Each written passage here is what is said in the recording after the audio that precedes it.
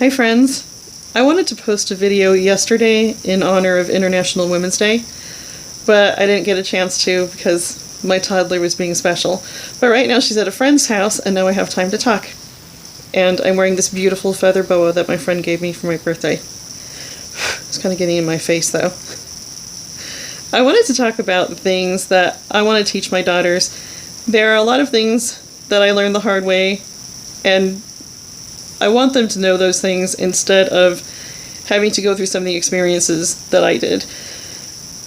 I hope they can take my hindsight and know exactly what to do in situations. So, first of all, I want my daughters to be comfortable using the word no. I want them to know there's nothing mean about saying the word no to people.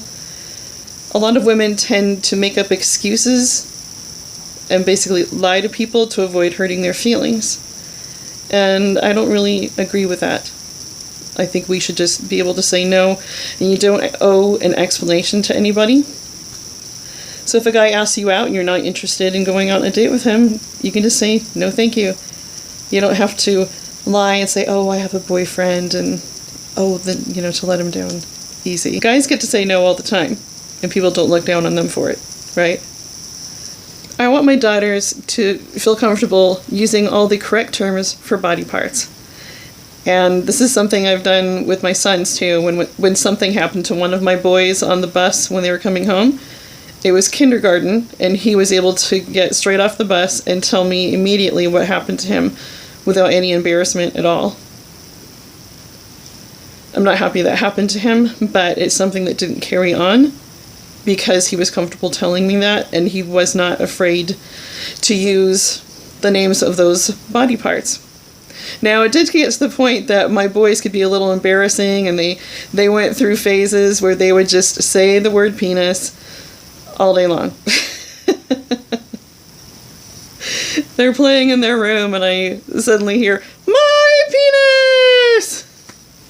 One of them would be leaving the phase, and then another one would start the phase, so it just felt like years of constant penis talk. But that's worth it, since my son felt comfortable telling me what happened to him.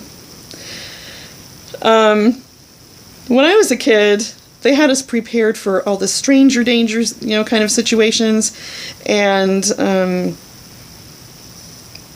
like adults doing things to us, but they never talk to us about what happens if a peer does something to you, or certain situations you can end up in. So one thing that happened to me, and I need to warn you that this might be upsetting to some viewers, so maybe fast forward a bit. I was in, I think, 8th grade, and I was a teacher's assistant for a remedial English class, and if anybody was absent, I would give them spelling tests in a back room. So there was this one guy named Ron. That's his real name. I don't feel like protecting Ron.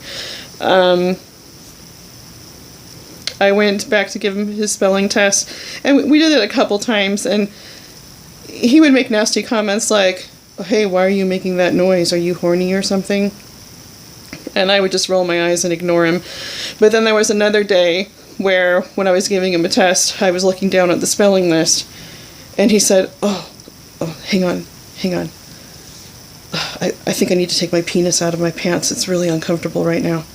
And if I were to go back and do it again, if I had felt comfortable using words like that, and if I had been prepared that something like that could happen to me, I would have just walked straight out and said, "Ron's spelling test is over," because he's threatening to take his penis out of his pants. So he gets an F. What I did in that situation was I just kept looking down, and I didn't want him to think he was upsetting me, that he was getting to me. And I did not make eye contact with him the remainder of the test. And after he indicated that he had taken it out and put it back in his pants, I just, I didn't look, because what if he really did take it out? My guess is that he probably didn't, that he was just being a jerk, but I don't really care what his reasons are or what he really did.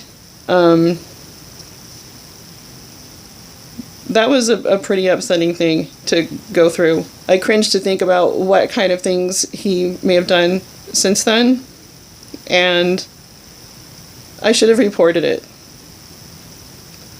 I just thought, if I report it, then he feels powerful.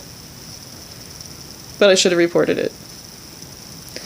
There was another time I was babysitting for a family that we used to live next door to, and we moved to a different part of the neighborhood. And one night when I was babysitting, I got an obscene phone call, and it sounded exactly like the father. I did not want to be there when they got home, so we didn't have caller ID back then. Imagine that, or in the old days with no caller ID.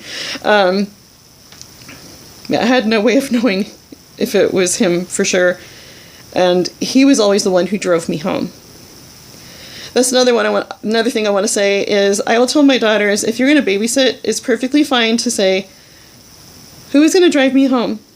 And if they say the dad's going to drive you home, then say, no, my parents will pick me up, because even if your husband is the greatest guy in the world, you don't know what has happened to those girls in the past, and it's not fair to put them in that position.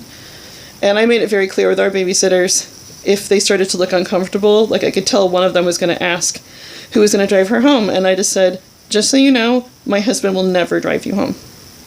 And she looked very relieved, and I'm sure there were things that must have happened to her in her life. So I want my girls to stand up for themselves in all sorts of situations and just put it out there and just say what it is that's making them feel uncomfortable. And people shouldn't be offended by that sort of thing, because we live in a society where sexual assault is sadly too common a thing. Anyway, the rest of the story, what I did was I called a family friend and asked them to drive us home to my house immediately. I left a note for the parents telling them where we were and said to come pick the kids up, and I never babysat for them again. A week or so later, I got an obscene phone call at my house, and it was the same voice. Yeah, a little too coincidental, right? I want my girls to be innocent for a long time, but at the same time, if I don't share certain things with them, then they can become victims. And there was another situation with the gym teacher, and when we had our tumbling unit, I was in gymnastics at the time, and I was one of his favorites when it came to that sort of thing. So for class, we were supposed to do lots of things that involved two people, like standing on each other's shoulders, doing handstands on each other's knees, two-person cartwheels, and stuff like that. And I was very naive as to certain things being inappropriate, and he asked me to come up in front of the class and be an example. Now, he could have chosen me and another kid and showed us how to do it, but still, this was just not a good idea. And but he had me do this thing with him. So he had me lay on my back, and then he got on all fours above me, and I was supposed to put my legs up, like wrap my lock my ankles behind his head, and then hang on to him while he was crawling around. But that made it so that my face was just inches from his crotch. And I knew it felt wrong, but I was too young to know why, because I think that was 4th grade. That was, when we had just started sex ed. All you learn then is, this is how babies are made. Here's what maxi pads are, that kind of thing, fallopian tubes.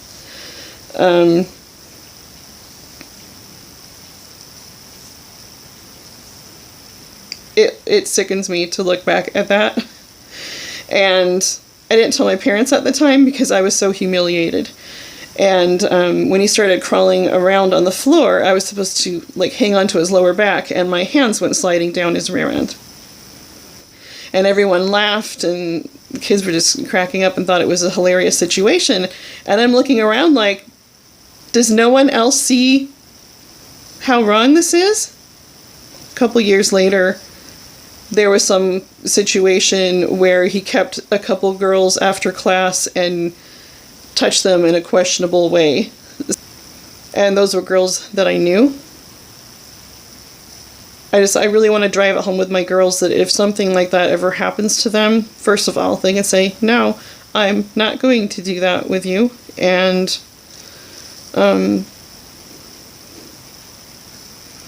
to feel comfortable reporting that sort of thing, to not feel embarrassed, to be able to say, he put me in a position where, his genitals were inches from my face. I also want my girls to learn to do the right thing even when it's scary and when it's difficult.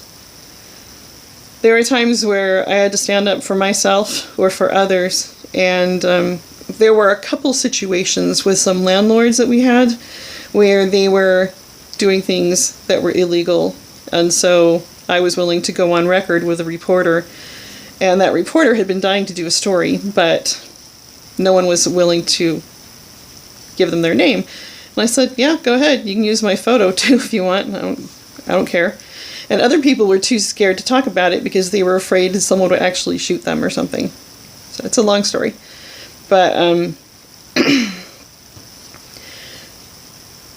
if I hadn't done anything, they would have continued to victimize people. And the manager did not like having her bad doings coming to light. I want my girls to learn that they should always have a plan, to always envision what they would do in situations X, Y, and Z. And I want them to know that they can always tell me and their dad, and that we will always support them. If they end up in an abusive situation, we'll let them cram into our house like sardines with any children they have, whatever it takes to keep them safe and to help them get on their feet. And I also want them to have a way to support themselves and to always have a way out, because I've known too many women who felt like they were trapped. They wouldn't be able to support themselves. They would be penniless and homeless if they didn't stay with their husband. I want my girls to communicate what their wants and needs are. So if they're doing really well at a job, I want them to feel comfortable going to their boss and saying, I feel I deserve a raise, and to logically spell it out for them as to what their accomplishments have been and why they deserve that amount. I kind of feel like with the pay gap, maybe women don't do that as often as men. I think men are more likely to go in and be kind of demanding about a raise. So I would suggest that my daughters, be the kind of person everyone wants to work with, but also be really good at your job. That way you're in the position to negotiate. They don't want you to leave, and then they'll pay more. Companies, if they can get away with paying less, then they do. You can't just sit there and wait for them to read your mind and then offer you a raise. Most of all, I want my girls to be service-oriented women who love to help others, who aren't selfish,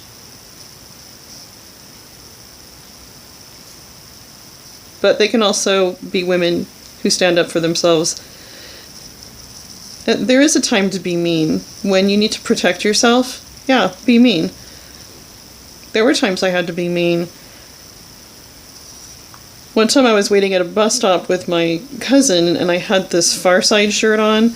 It said Midvale School for the Gifted, and it shows this kid pushing on the door to the school, and the door says pull. And this guy wouldn't leave me alone, and he said, hey, your shirt says pull, can I pull it? And I said, no. And he kept pushing the issue. He goes, well, it says pull though, it says pull. And I finally said, no, don't touch me. You don't touch people you don't know. And I was just, very gruff about it.